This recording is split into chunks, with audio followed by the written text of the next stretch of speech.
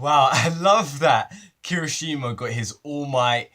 You're going into UA Deku kind of moment, because you know when Deku, he didn't pass the exam, he didn't get the points, all of that kind of stuff, and then like he's sitting in his room, he's just like crying, and then he gets like the projects, and he gets like a video from All Might, something like that, and All Might's just like, you're coming into UA, and then everyone's just like, ah, like it's so cool, and you know it's got that whole the OST of You Can Be a Hero.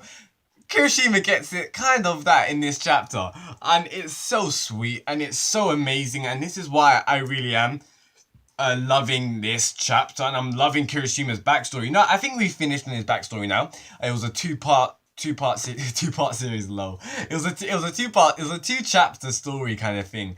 And it was just really cool. After reading these two chapters, Kirishima's coming up into one of my favorite Class 1A characters. He really is.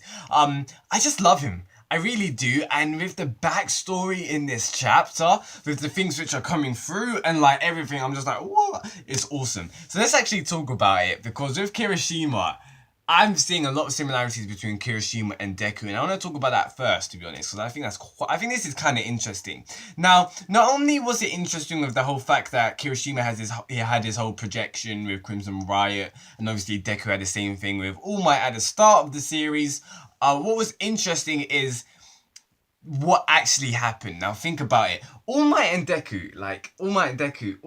accepted Deku.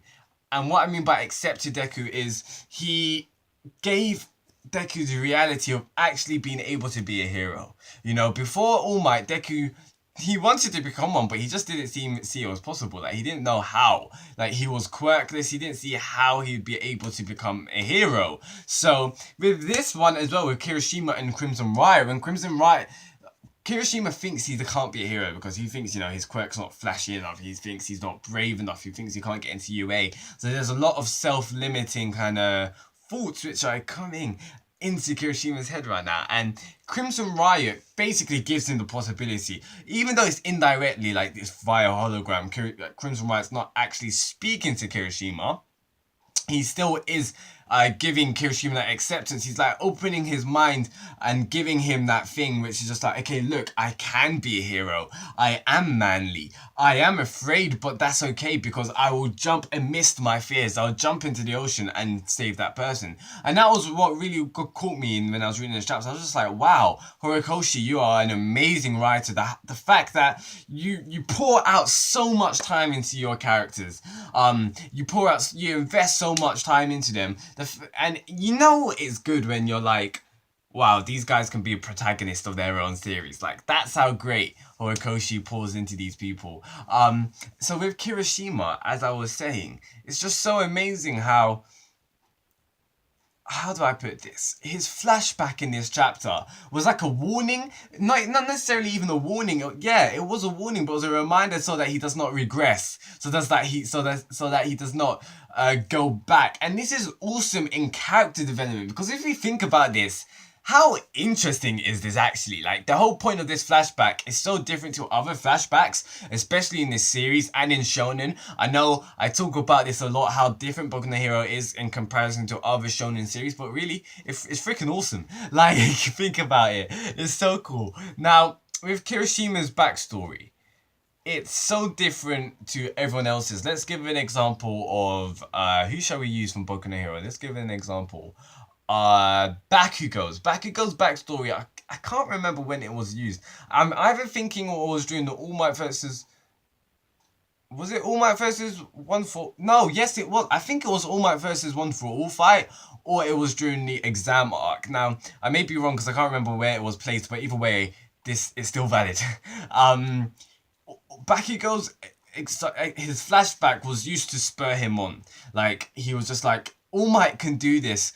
All Might breaks through, stuff like that, so forth. Like, all of those flashbacks, or even to the Rockies, his flashback with the mum and all of that kind of stuff, he realized that it's his power, and that made him break through, you know, for that massive realization. Kirishima's is a little bit different. It served as a warning so that he doesn't go back to a state where he used to where he used to live like, he used to be like, and it's very relatable. Like, it's so grounded. You know, there's a lot of times where we don't want to regress back into something who we used to be. You know, we've gone through a lot of things sometimes. Maybe you've been through something and like you don't want to go back to that person. You know, or you don't want to go back into old habits. Like, it's very grounded, this flashback. It really is, and what Kirishima's going through, and that's why he jumps out in the previous chapter. He jumps out because he didn't want to go back there. He didn't want to go back to the shell of himself where he was just like too afraid, where his fear could impact and possibly endanger other people, you know? And that's what was so awesome about this chapter, because Crimson Riot basically puts it straight. He's just like, I don't go out because I'm not afraid. I go out because I regret if something happened. I would regret if something happens, you know?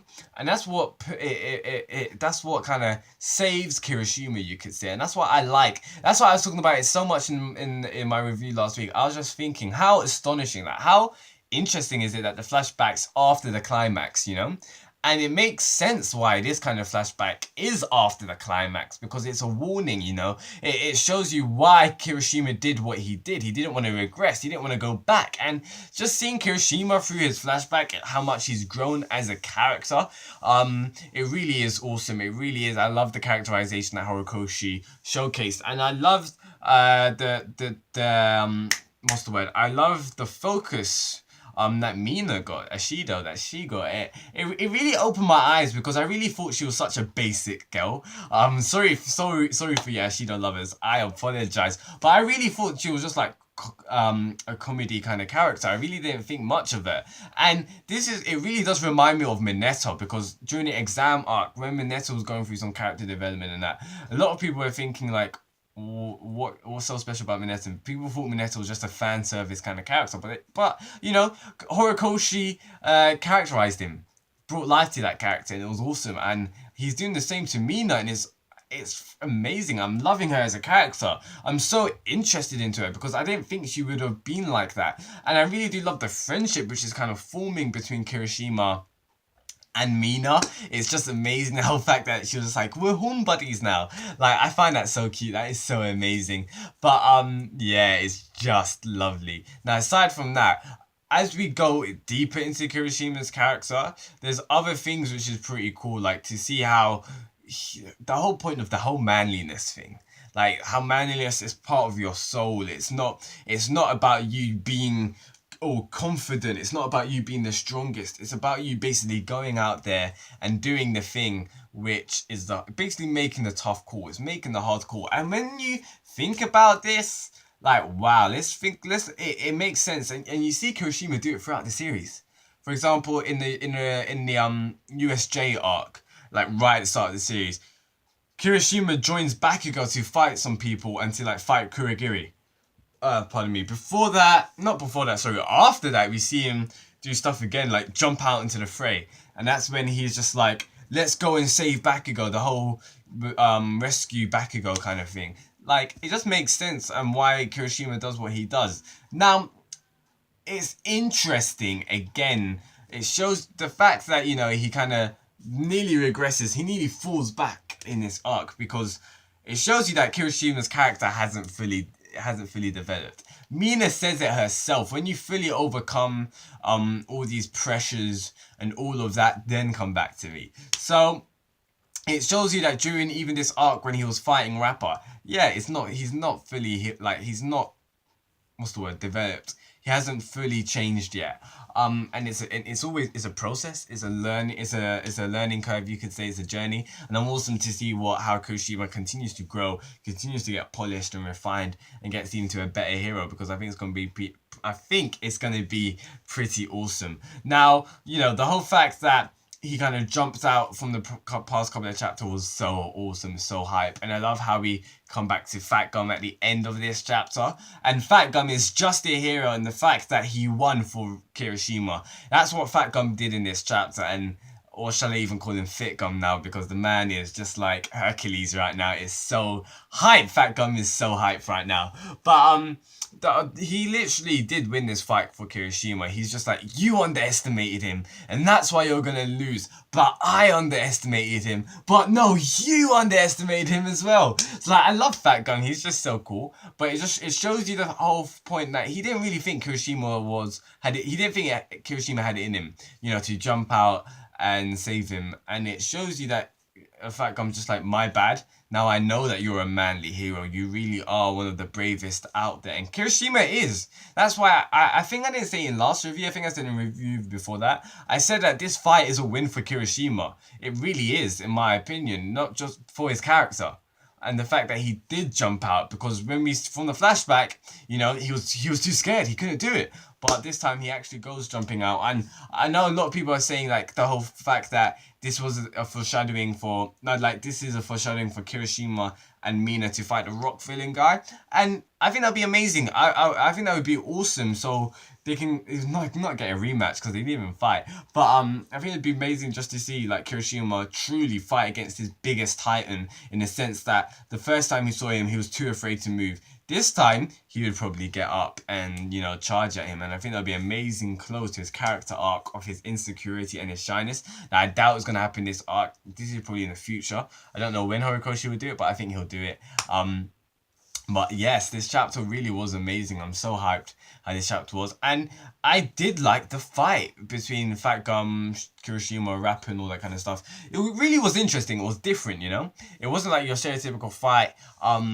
The way that Horikoshi dealt with it was awesome. Now, I don't think too many people are going to be annoyed with it, because we didn't get to see a lot of Fat Gum, go back at it. But I still think it was an amazing fight. I thought it was a great one. It was an intriguing one. It caught me captivated. And I really did now looking back on it, I liked how Horikoshi kind of fit in the Kirishima character arc. I thought that was really awesome. And thinking about it, this whole arc, to be honest, since chapter 131, Kirishima's focus has been pretty amazing. So this is kind of like the end for him maybe right now, because look at him, the man's in critical condition. So yeah, this fight was awesome. And I just love Rappa, like the way that he just basically submitted to defeat. He was just like, it's gonna break. Like, no matter the barrier you put up, we're gonna lose. So I just love Rappa's submission right there. It was just so awesome. But yeah, I'm happy that Fat Gun won. This chapter was awesome.